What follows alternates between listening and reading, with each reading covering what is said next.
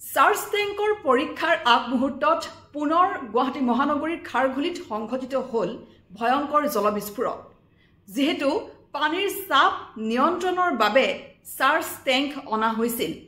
Charge টেংকৰ জৰিয়তে 3 দিন ধৰি পানীৰ চাপ নিয়ন্ত্ৰণৰ পৰীক্ষা কৰাৰ পৰিকল্পনা হাতত লৈছিল জল বোৰ্ডে। কিন্তু দুৰ্ভাগ্যজনক কথা যে চাৰ্জ টেংকৰ পৰীক্ষাৰ আগমুহূৰ্তত পুনৰ খাৰঘুলিত বৃহস্পতিবাৰে পুৱাৰ ভাগত সংঘটিত হ'ল ভয়ংকৰ জলবিস্ফোৰণ।